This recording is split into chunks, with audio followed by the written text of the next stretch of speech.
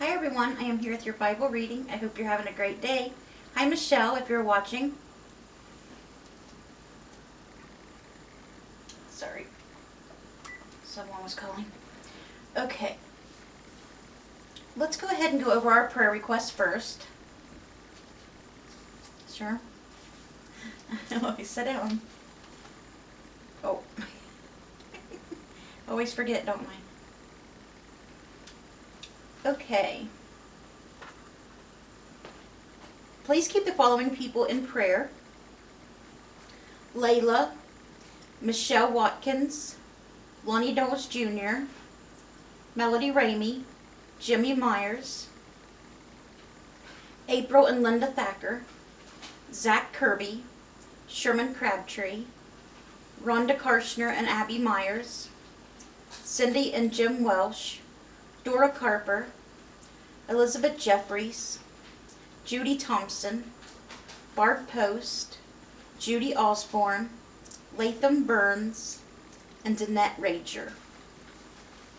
So it's still the same people that need prayer, and I don't have any updates yet. Okay, so the circle of kindness is what we're going to do today before our Bible reading.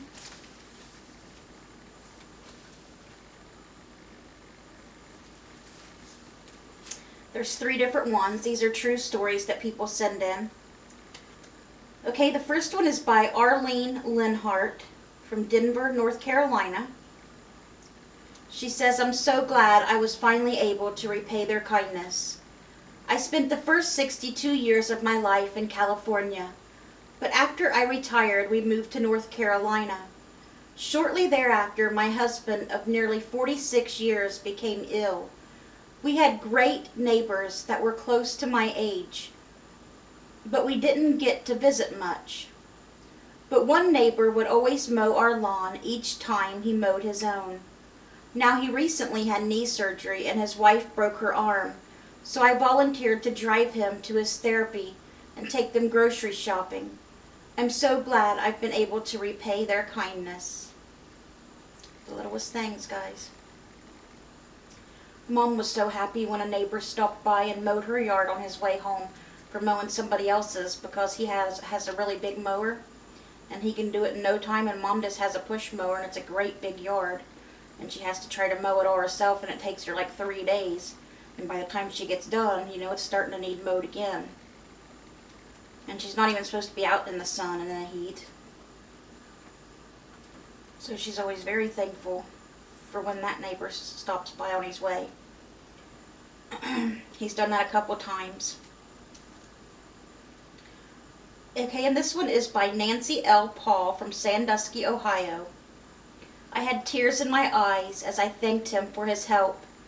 I'm in a wheelchair, and I rolled out most days to the drugstore or library for a little fresh air and sunshine. One Saturday, I was struggling to navigate up onto the sidewalk when I noticed a car stop. A young man leapt out as if shot from a cannon and scrambled toward me. Grabbing hold of the handles of my chair, he gave me a boost over the edge of the curb. I had tears in my eyes as I thanked him and laughingly requested a hug to boot. To this day, I refer to him as my Viking, because he had awesome red hair and was so kind and strong."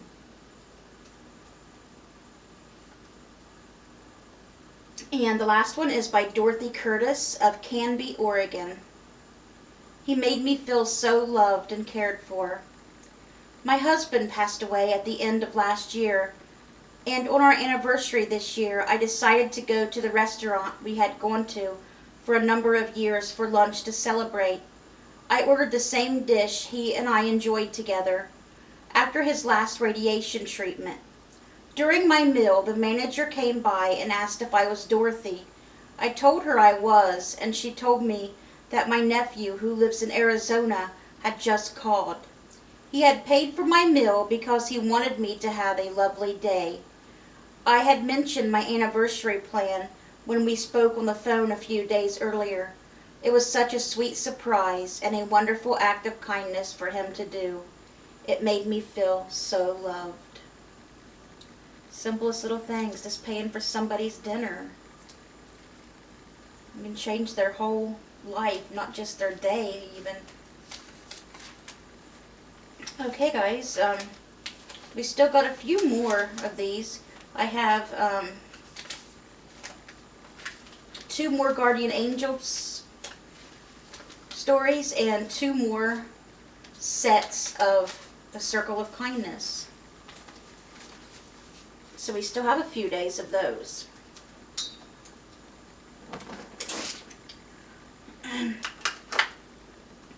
Okay, so today in our Bible reading, we're going to be reading Hebrews chapter 8, Psalm 106, verses 13 through 31, and Proverbs chapter 27, verses 8, 9, and 7, 8, and 9. All right, let's get down there. Okay, we're still talking about the high priest of a new covenant. When God made the new covenant, which is Jesus, everything changed. We can now come to God through Jesus by being saved. You'll see when we get into it here, how it takes the old covenant away when Jesus came in and brought the new. Everything was different. Now the main point of what we are saying is this. We do have such a high priest who sat down at the right hand of the throne of the majesty in heaven, and who serves in the sanctuary, the true tabernacle set up by the Lord, not by a mere human being. Every high priest is appointed to offer both gifts and sacrifices, and so it was necessary for this one also to have something to offer. If he were on earth, he would not be a priest, for there are already priests who offer the gifts prescribed by law. They serve at a sanctuary, that is, a copy and shadow of what is in heaven. This is why Moses was warned when he was about to build the tabernacle. See to it that you make everything according to the patterns shown you on the mountain. But in fact, the ministry Jesus has received is as superior to theirs as the covenant of which he is mediator is superior to the old one, since the new covenant is established on better promises. For if there had been nothing wrong with that first covenant, no place would have been sought for another. But God found fault with the people and said, "The days are coming, declares the Lord, when I will make a new covenant with the people of Israel and with the people of Judah. It will not be like the covenant I made with their ancestors, when I took them by the hand and led them out of Egypt. Because they did not remain faithful to my covenant, and I turned away from them, declares the Lord. This is the covenant I will establish with the people of Israel.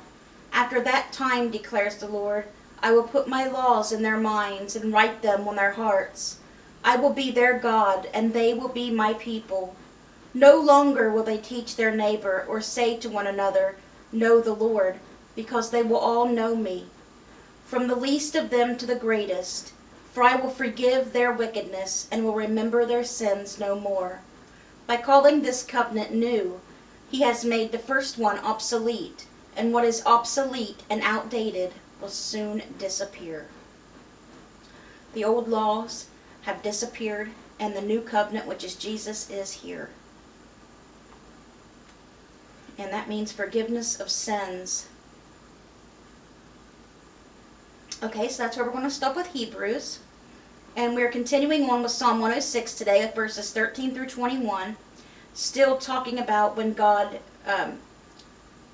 was leading the Hebrews out of Egypt with the plagues he sent. How he was leading them through the desert to go to the promised land. And remember I told you they kept turning their backs on him. And then they'd turn to the Lord again, beg for forgiveness, and then just turn their back on him again. When Moses was up getting the 10 Commandments, they didn't even think he was going to come back. So they threw all their jewelry together and threw it in a furnace. And out came this golden calf, an image of a calf, and they worshipped the calf. A calf that can't do nothing, just an idol. They worshipped it instead of God. And then when Moses came down, he threw the tablets down because he was so angry and they broke. So he had to go back up to get them again. So they just kept doing that, back and forth, back and forth. But they soon forgot what he had done and did not wait for his plan to unfold. In the desert, they gave in to their craving. In the wilderness, they put God to the test. So he gave them what they asked for, but sent a wasting disease among them. In the camp, they grew envious of Moses and of Aaron, who was consecrated to the Lord. The earth opened up and swallowed Dathan.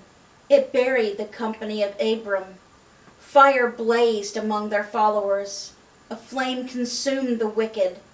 At Horeb they made a calf and worshipped an idol cast from metal.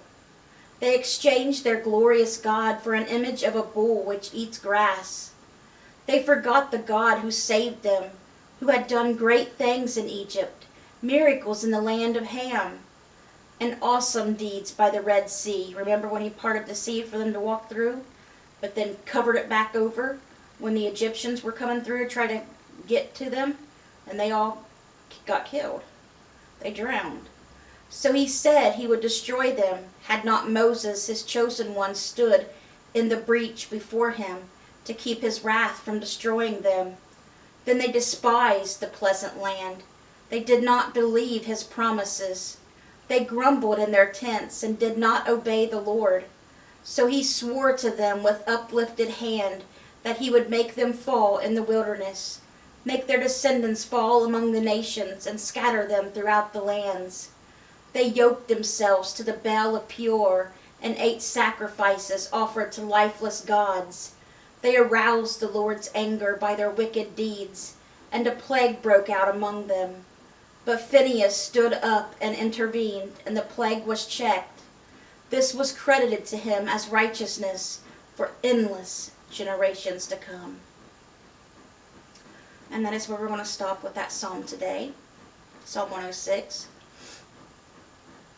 And ending today's Bible reading is Proverbs chapter 27, verses 7, 8, and 9. One who is full loathes honey from the comb, but to the hungry, even what is bitter tastes sweet. Like a bird that flees its nest is anyone who flees from home. Perfume and incense bring joy to the heart, and the plentifulness of a friend springs from their heartfelt advice. Alright guys, that was our Bible reading. I hope it touched your guys' hearts. I hope you guys have a great rest of your day. Let's bring those souls to Jesus, and God willing, we'll see you guys again tomorrow with another Bible reading. Bye guys. God bless.